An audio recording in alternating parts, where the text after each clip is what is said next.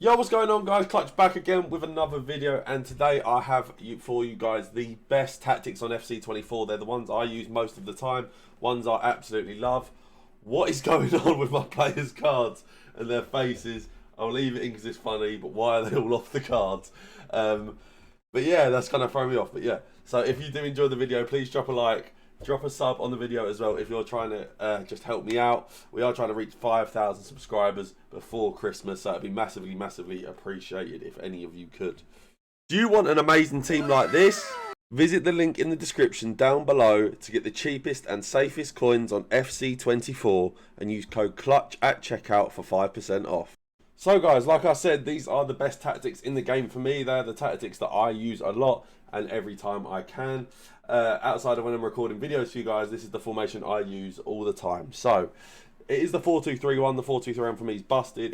It's balanced. It gives you everything you want with attacking options, defensive options, structure. It gives you space. It's everything that I want in a formation. So defensive style is unbalanced. For me, I don't particularly like to use the press styles that are on the defensive style, and I'm obviously not going to use drop back. For me, press after possession loss and pressure on heavy touch just aren't for me at all. I find that my players' positions are sporadic. They kind of run around everywhere. They're never usually in position when I want them to be. I find it very frustrating. So for me, I like to use balanced for this. Now, the width is on 45. This is for one main reason and one main reason only. It is to narrow those fullbacks. For me, the most deadly run in the game to concede is a through ball between your fullback and your centre back. It's an absolute killer and it can make it so hard to defend, especially with how they've made defending a lot more manual this year. It does mean that stuff becomes harder to deal with player switching and marking space. Whereas for me, just having that 45 width, it just tucks those fullbacks in and it makes it a lot easier to navigate those awkward situations. Now, depth is on 71. This is mainly down to the fact of how busted it is this year. If you don't know what 71 depth does, basically they've changed depth this year, so it helps you press basically high up the pitch. But for me, it doesn't press how the defensive styles press. Usually it's just more of a controlled way of pressing. My players aren't running too far out of position. It's just a lot better. And they've basically found that the depth for 71 specifically is just very good, and it just works super well. So for me, that's what I will be using. I know it's boring, I know people are fed up with it, but it is the best way to win games, so I'm going to continue to advise it.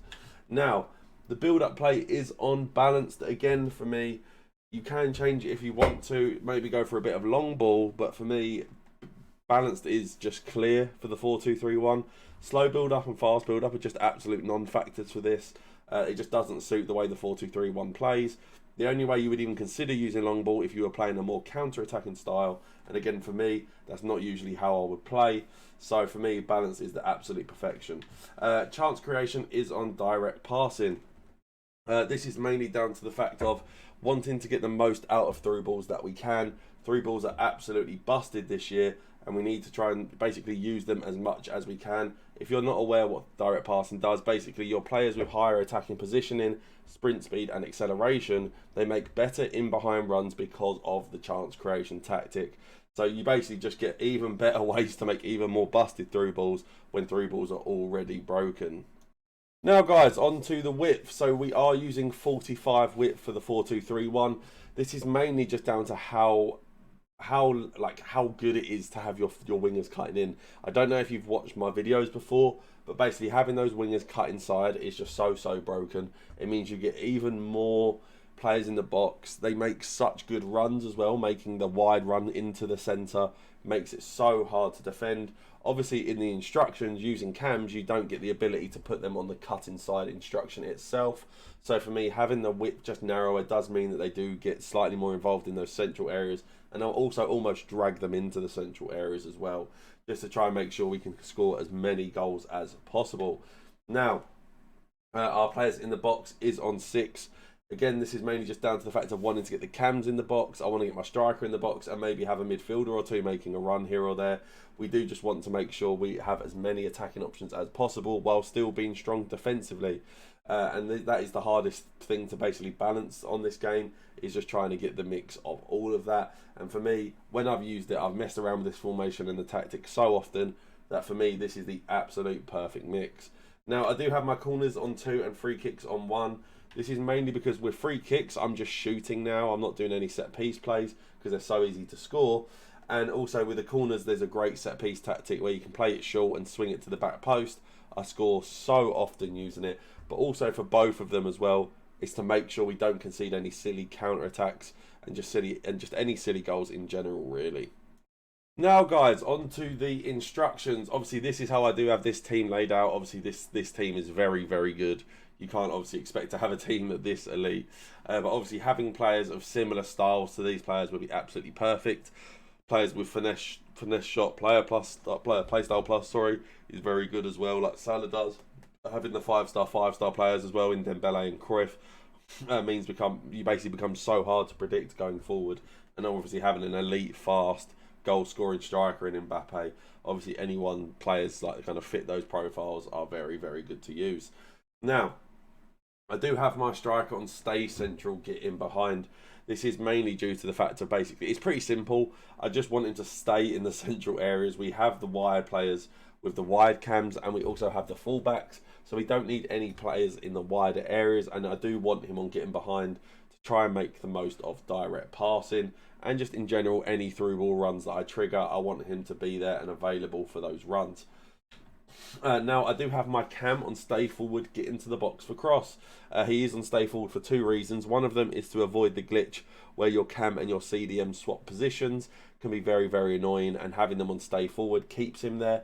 And also having him on stay forward does mean that he does just get a lot more involved in the central areas of the box, and they can score so many goals in being in these positions. But my cam will often actually score more goals than my striker because of how good of positions this player will pick up. And then I do also have him on getting to the box for cross as well. This is just, again, to be available for cutbacks, back post crosses, and just to be in the box in general for any goal scoring opportunities. Now, I do have my left cam and my right cam on comeback on defence, getting to the box for cross. A lot of people will look at my wide cams being on comeback on defence and worry and think, oh, well, why would you have him on comeback on defence? It means that he won't be as available going forward, and it is as far from the truth as possible. All it does basically is it just means that he does come back and help defend, but he does also bomb forward still. He'll still be available to score goals. It's why this formation works so well, and it is so busted. And then also we do have both of them on getting to the box for cross. Again, for the same reasons as Cruyff, just being in better attacking positions, being available for back post crosses, cutbacks, all things like that, just being available as much as we can to score goals. Now, I do have both of my CDMs on stay but while attacking cover centre. This is because, again, on this game, defending is harder than attacking. I want as many bodies available to defend as possible to try and help us basically not concede goals.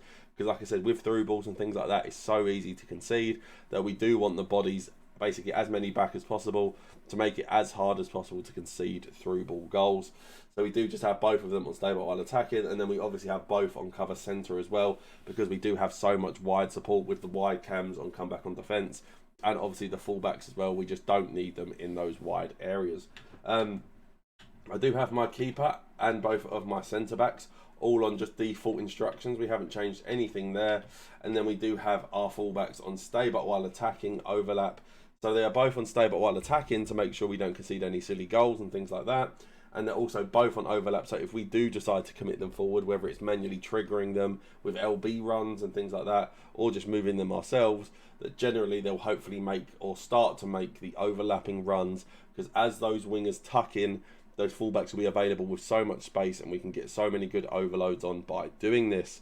So yeah, guys, hopefully you guys did enjoy this video. If you did, please drop a like, drop a comment if you have any questions or anything like that, and please smash that sub button. We're trying to hit 5K. It would help massively. I'll see you guys next time. Peace.